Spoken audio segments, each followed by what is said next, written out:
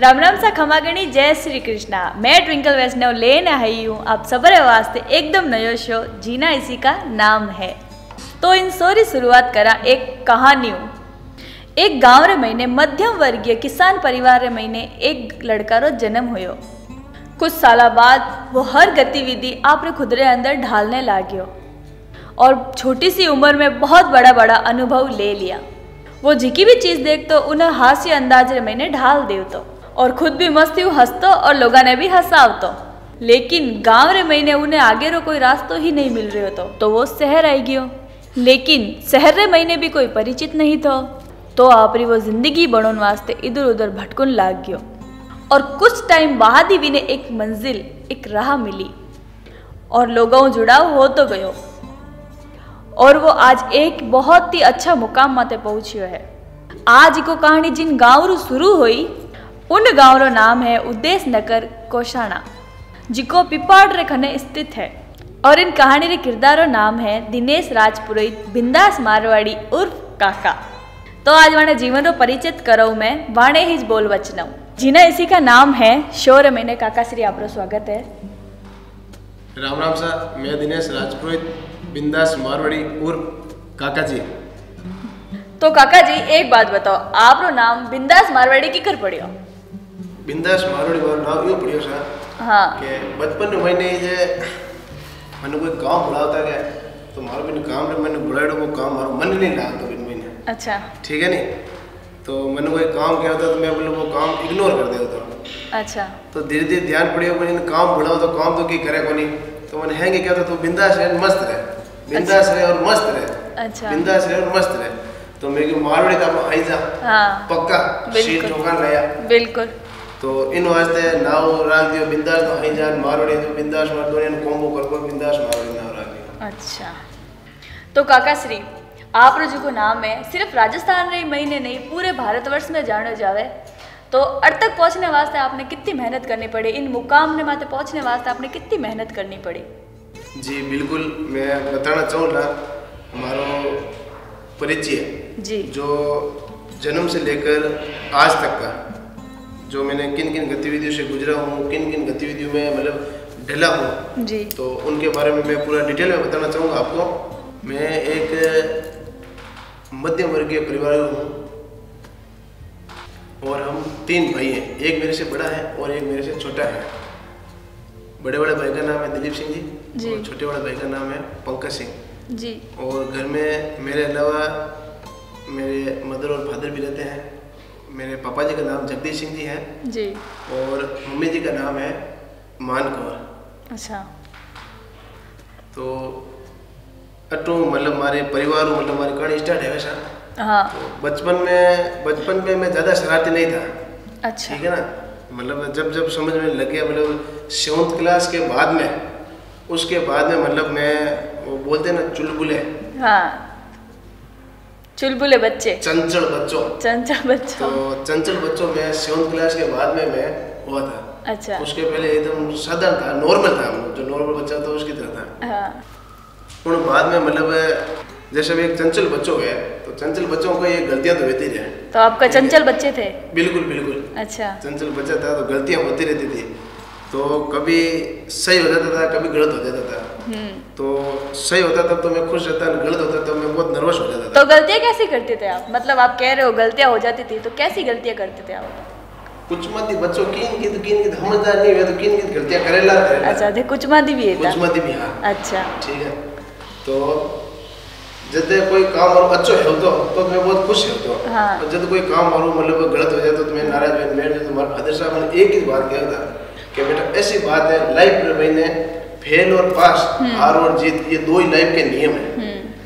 अगर फेल और पास ये होना है हार और जीत ये होनी है ठीक है ना।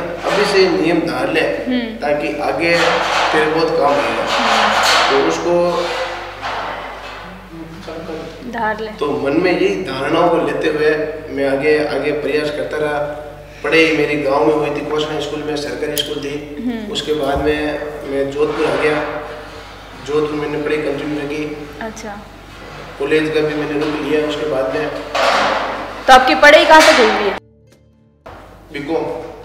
बीकॉम आपने कर मैंने कंप्लीट करी थी और उसके बाद में जॉब भी मैंने किए हैं, मतलब जिस जॉब में मैं था उस जॉब में मतलब मैं संतुष्ट नहीं था। मतलब लोगों को हंसाने में मेरी यही धारणा थी कि लोगों को जितना हंसूं या मेरा चेहरा देख के लोगों को हंसी आए उतना मैं मतलब खुश होता था जी। तो फिर आपने सोचा कि मैं ये कॉमेडी वगैरह में आ जाऊँ? बिल्कुल बिल्कुल, मेरा मतलब मानस 7th क्लास के बाद मेरा ये मानस है मैं मतलब कॉमेडी करूँ और लोगों को हंसाऊँ। अच्छा। गाँव में भी लोगों को हंसाता, गली में भी हंसाता था और स्कूलों में कभी कभी मेरे लोग हंसाने के लिए बोलते थे। भाई उस टाइम का नाम दिनेश था तो प्यार से मुझे लोग दिनू बोल देते हैं। दिनू? दिनू। अच्छा। तो ये नाम मेरी मम्मी ने रखा है, दिनू। अच्छा। तो काका श्री आप इतना मुकाम माते पहुँच गया हो, आज बहुत अच्छा नाम है आप रो पूरे भारतवर्ष में।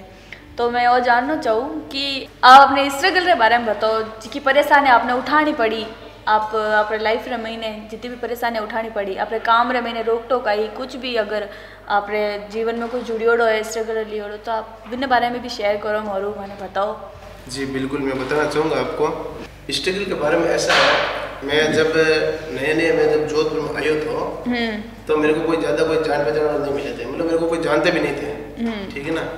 नॉर्मल थे, दूर के रिश्तेदार थे, पर मैं उनको तकलीफ नहीं देना चाहता था। अच्छा। स्ट्रगल तो मैंने इतना किया था, अब वो बहुत लंबी चौड़ी बात है, मैं बता नहीं सकता। बाकी कंडीशन एक बार ऐसी आ गई थी, मुझे बसों में भी सोना पड़ा। अच्छा, बसों में भी सोना पड़ा? बिल्कुल, बसों में भी सोना पड़ा। मतलब हंसी के माध्यम से मैं लोगों को हंसाने के चक्कर में मुझे बसों में भी सोना पड़ा। और जो मेरी जॉब थी वो जॉब में मेरा मतलब जॉब भी मैंने छूट गई थी। अच्छा। और मैं इतना इस काम में लोगों को हंसाने के काम में मैं मतलब जैसे जैसे लोग मेरे पास फ़ोन आने लगे कि मतलब कॉमेडी बहुत अच्छी है, मैं उनको और हंसाने के चक्कर में मेरी जॉब छूट गई थी। और एक बार इतना परेशान भी हो गया था कि मैं मतलब आगे के रास्ते मेरे को कुछ दिखाई नहीं दे रहे थे। अच्छा। तो बसों में भी मुझे सोना पड़ा, नहाना का सोना का मतलब कोई पता नहीं था। मतलब कि आप यहाँ पे जब आए आपके पास कोई मतलब जरिया नहीं था आगे बढ़ने का? बिल्कुल बिल्कुल। इसी के लिए आप मतलब आपने ये स्ट्रगल किया है इतना? बिल्कुल बिल्कुल। और इसके पहले मैंने जैसे बैंक में भी जॉब किया था, बीकॉम मेरी कंप्लीट होने के बाद में। अच्छा। और शेयर मार्केट का भी मुझे काफ़ी नॉलेज है, शेयर मार्केट भी मैंने किया था। अच्छा। और उसके बाद में मेरे एक भाई है विक्रम सिंह जी, छोटे भाई हैं, उनका एक मीरा म्यूजिक के नाम से चैनल है, उस पर मैंने मीरा म्यूजिक के साथ मैंने कुछ सॉन्ग किए थे। अच्छा। तो आपको पीआर जी का रूप किसने दिखाया? पीआर जी का रूप को हेमराज जी वर्मा ने दिया, उनको मैं आज गुरु भी बोलता हूँ। अच्छा। और वो हम एक शूट पे मिले थे। अच्छा। तो उन्होंने बोला कि आप पीआर जी में जो आपके लिए बहुत अच्छा है, और राजस्थान की नंबर 1 कंपनी भी, पश्चिम राजस्थान की नंबर 1 कंपनी भी है, और वहाँ पे आपको मतलब नाम भी मिलेगा, और जो आपके माइंड में है उसके हिसाब से वहाँ पे शूटिंग भी होती है, और काफ़ी हेल्प भी होगी वहाँ पे आपकी। तो फिर आप यहाँ पे आके इन कॉमेडी करने लगे? बिल्कुल बिल्कुल। फिर मैं आया था यहाँ पे, फिर मेरा तो माइंड में तो मतलब वही था कॉमेडी का। शूट पे मुझे सुदर्शन जी गहलोत मिले थे। हाँ। तो अब मेरा तो मन है कॉमेडी में जी, और वो मुझे मतलब ये भजन हो गए, गाना हो गए, मतलब ये करवाना। अच्छा। अब मैं भजन गाना, वो मेरे को एक्टिंग आती नहीं थी। हाँ। फिर उन्होंने वो हाथ के चालों से मतलब ऐसे ये करना मतलब ये करना। वो भी गुरु है आपके फिर? हाँ, तो वो भी गुरु है। फिर मेरा माइंड तो कॉमेडी में है। अच्छा। हाँ, मेरा माइंड लग नहीं रहा। हाँ। फिर उनके बड़े भाई साहब हैं जो अपने पिया जी के डायरेक्टर और प्रोड्यूसर हैं, संजय सिंह जी गहलोत साहब। फिर मैंने उनसे मुलाकात की। अच्छा। तो मैंने कहा सर ऐसी बात है, मैं मतलब हास्य कलाकार हूँ और लोगों को मैं हंसाना चाहता हूँ। हाँ।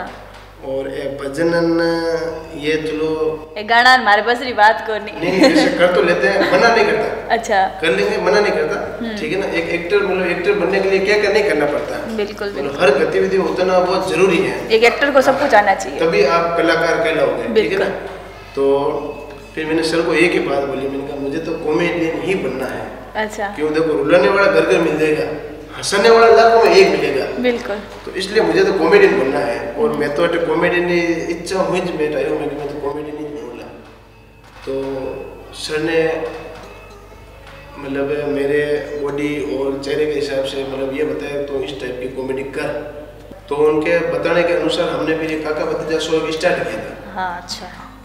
फिर मैंने भैया से बात की, भैया मेरा मतलब बदनों में थोड़ा चलो एक्टिंग भी आती नहीं है, एक कलाकार हूँ तो अच्छी एक्टिंग नहीं करूँगा तो दर्शकों के बीच में वैसे मैं फीका पड़ जाऊँगा। तो मैंने कहा मुझे तो कॉमेडी ही करनी है, ठीक है ना। तो भैया से मैंने बात की, जो इस कंपनी के PIG कंपनी के डायरेक्टर प्रोड्यूसर है शरण सिंह गिलोर साहब, तो मैंने उनसे बात की थी। तो उन्होंने कहा चलो ठीक है, आप एक शो स्टार्ट करो और कॉमेडी शो स्टार्ट करो। अच्छा। फिर उन्होंने नाम कॉमेडी शो का स्टार्ट दिया कि मतलब तो मतलब बॉडी के हिसाब से, एक्टिविटी के हिसाब से उन्होंने बताया तो काका का रोल किया। अच्छा। फिर मैंने कहा काका तो हो गया, फिर काका के साथ में कुछ क्या बोला, काका काकी शो ये बैठेगा नहीं। फिर मैंने कहा काका भतीजा शो स्टार्ट करते हैं। फिर सुदर्शन जी गहलोत ने ही वो काका भतीजा शो हमारा स्टार्ट किया था। अच्छा। और उन्होंने भी साथ में बहुत अच्छी मेहनत की हमारे साथ साथ, उन्होंने भी बहुत काफ़ी मतलब हमने जितनी मुश्किलें देखी उतनी भी उन्होंने देखी। हाँ। तो हम सब ने मिलकर इस शो के लिए बहुत मेहनत की। अच्छा। जो इंडिया लेवल तक अच्छा चला जी। और उसके पहले देखो जैसे शो ताकत में बन गया, ठीक है ना। बिल्कुल। ताकत के लिए भतीजे की जरूरत है। बिल्कुल। ठीक है ना। तो एक रायपुर के अंदर एक प्रोग्राम हुआ था, दुर्गाराम जी चौधरी साहब ने कराया था, RDC म्यूजिक जो डायरेक्टर हैं जी, ठीक है ना। तो वहाँ पे वो जतन के पास रायपुर में, और उस टाइम मुझे कोई नहीं जानते थे और मैं भी वहाँ प्रोग्राम में गए थे, मेरे जो भाई है ना विक्षा, उनके साथ में गया था।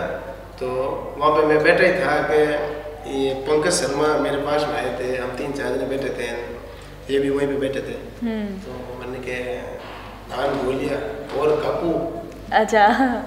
तो मैं मतलब काकू तो भैया ने नाम दिए ही है, तो वो भी मतलब काकू बोल ही रहे, तो मतलब तो मैंने कहा आप क्या करते हो, क्या मैं भी कॉमेडी करता हूँ, तो मुझे वो भतीजे की जरूरत ही थी। बिल्कुल। ठीक है ना। तो पंकज शर्मा PRG में ऑलरेडी स्टैंड अप कॉमेडी करते थे, स्टैंड अप कॉमेडी करते थे। तो मैंने कहा ये मेरे लिए भतीजे के रोल में बेस्ट एक्टर बैठेगा। तो उसके साथ मैंने उनको फ़ोन किया, फ़ोन करने के बाद में पंकज शर्मा स्टूडियो आए। स्टूडियो आने के बाद में मैंने उनसे बात की, मैंने कहा हम ऐसा करते हैं, काका का रोल तो मैं कर लूँगा और भतीजे के रोल में आपको करना है। तो उन्होंने कहा ठीक है काका श्री करते हैं। उसके बाद में हमने शो को इस हिसाब से बनाया, जैसे अभी एक तो ये चलन है शादियों का, बिल्कुल, और स्वच्छ भारत अभियान के तहत हमने ये मुहिम छेड़ी थी। अच्छा। ठीक है ना, जिसमें हमने पहला एपिसोड निकाला था कोई भी नशा पता मत करो, दूसरा एपिसोड निकाला था घर घर शौचालय, तीसरा एपिसोड निकाला था हमने पढ़ाई लिखाई के बारे में, और चौथा एपिसोड हमने निकाला था आमने सामने रिश्ते मत करो। उसके बाद में हमने खूब सारे शो निकाले, हर शो में मतलब हम कुछ न कुछ संदेश देते गए, और इसके आधार पर ये कॉमेडी लोगों को बहुत अच्छी तरह लोगों के मन में भाई जी, और बहुत सारे लोगों का प्यार और आशीर्वाद हमारे ऊपर बढ़ने लगा, और हमने एक से एक बढ़ के हमने अच्छे शो निकालने शुरू किए। तो ये राजस्थान नहीं बल्कि पूरे भारतवर्ष में ये शो इतना चला और हमारे वीडियोज ट्रेंडिंग में भी आने लग गए। अच्छा। तो ट्रेंडिंग में आना एक बहुत बड़ी बात है और अपने आप में एक छाप है। बिल्कुल। तो काका श्री आप फ्यूचर में मतलब क्या करना चाहते हैं, कॉमेडी ही करना चाहते हैं या फिर और कुछ करना चाहते हैं?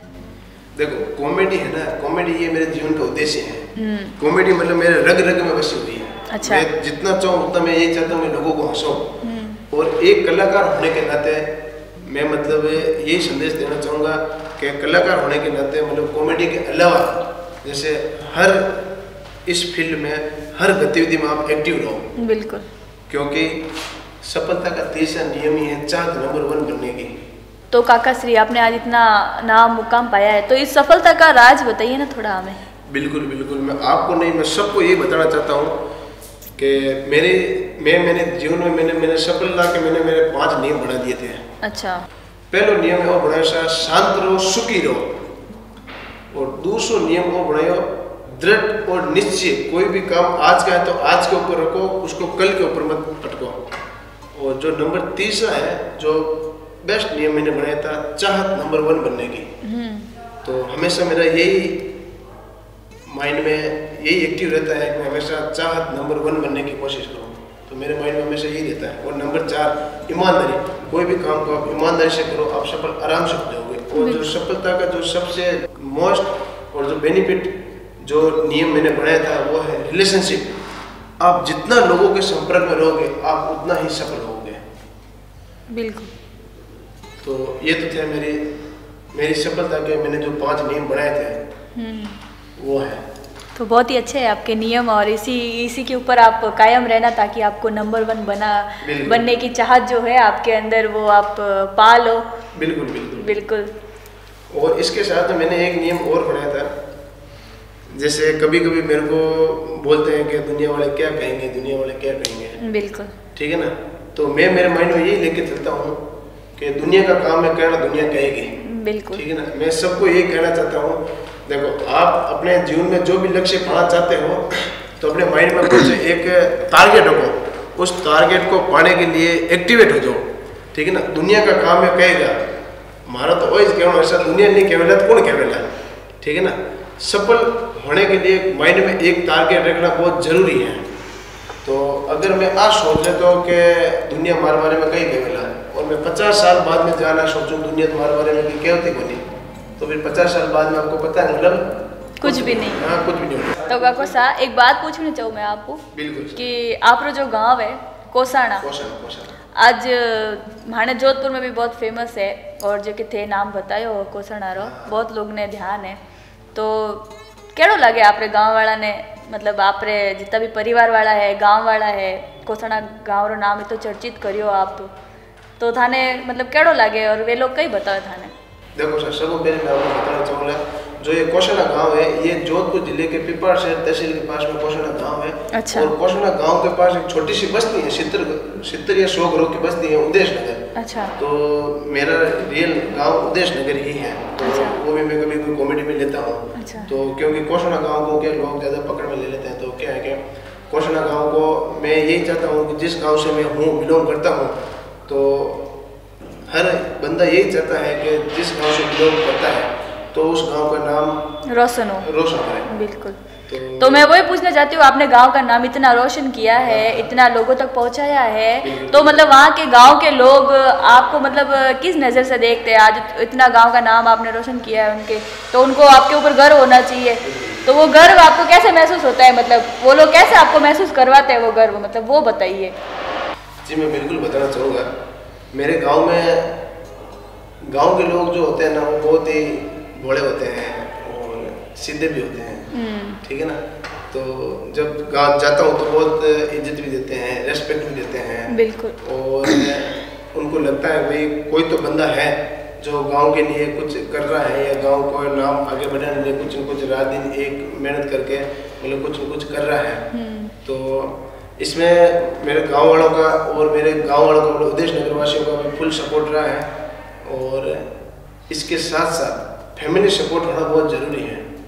जब तक फैमिली सपोर्ट नहीं होता है तब तक दूसरे सपोर्ट किसी काम के नहीं आता है। ठीक है ना, तो सबसे पहले फैमिली सपोर्ट बहुत अच्छा रहा, और मेरे उदेश नगर वासियों का सपोर्ट बहुत ही अच्छा रहा, और हर मेरी कॉमेडी को आगे शेयर भी करते हैं। ठीक है ना, और कोसाना गांव में जैसे मैं जब भी कोसाना गांव का जैसे नाम लेता हूँ तो उनका वो स्टेटस बना के अपने हर व्हाट्सएप स्टेटस लगाते हैं। अच्छा, कि मतलब आप उस गांव के हो। हाँ। अच्छा। तो वो भी मतलब मेरे साथ साथ वो भी अपने गांव का नाम रोशन करना चाहते हैं। जी बिल्कुल। तो इसी तौर पे वो आपके ऊपर बहुत गर्व महसूस करते हैं। बिल्कुल। अच्छा, तो काको साहब बिल्कुल आपने बताया हो है सब, आप वीडियो भी निकाले हो सादियार बारे में। तो काको साहब अब बात पूछनी चाहूँ मैं कि आप सादियार माते वीडियो बनाया करिया हो, तो काकी सा लिया है कि लावना है? काकी सा? हाँ। हाची बताया तो? हाची बताओ बचे।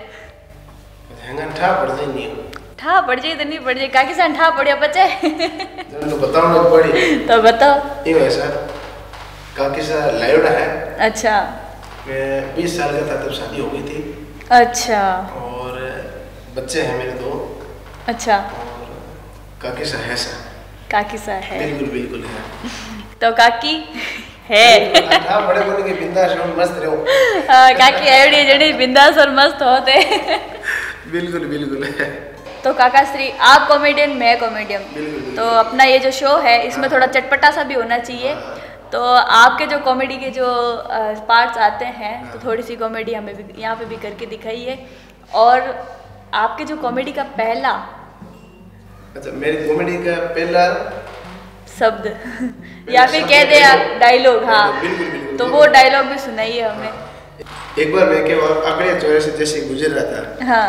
तो मेरी उस टाइम मेरी पहली कॉमेडी आने वाली थी।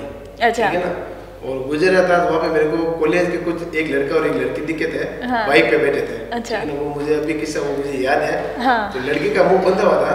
अच्छा। दुपट्टे से, और लड़के का क्या बाइक का तेल खत्म हो गया था। अच्छा। और वो क्या बाइक की टंकी में फूंक मार रहा था। अच्छा। ठीक है ना, तो वो देख के मेरे को एक बात, उस टाइम एक मैंने डायलॉग बनाया था, ये इश्क बाजी पे है। अच्छा। 3-4 दिन मिला के मैंने 3-4 दिन को एक करके फिर मैंने वो डायलॉग मैंने तैयार किया था। अच्छा। तब मैंने कहा ये डायलॉग मैं कॉमेडी में लेऊंगा और इस डायलॉग को मैं फेमस भी करूंगा। रिसर्च किया आपने? रिसर्च किया था। अच्छा। उस पे तो मेरा वो डायलॉग था, इश्क बाजी वो करे जो बाजी पे बाजी धरे। अच्छा। खुद तो भूखा मरे छोड़िया राजी करे। तो मतलब ये डायलॉग लिखा हुआ था और इसको हमने इतना फेमस किया था, और हम जहाँ कभी स्टेज पे जाते हैं तो इस डायलॉग को लगभग वो मैं आज भी बोलता हूँ।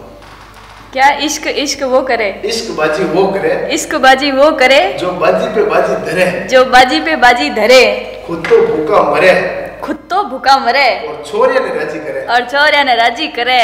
तो हमारे काका सा देख लो केड़ा केड़ा कॉमेडी करे। तो काका श्री बहुत ही अच्छी कॉमेडी है थोड़ी, बहुत अच्छी कॉमेडी करो होते। मैं भगवान दुआ करूँ कि बहुत आगे तक जाओ, और जी की चाह है थोड़ी बटे पहुँचने री, नंबर 1 पहुँचने री, तो वह चाह आपने जल्दी ही मिले।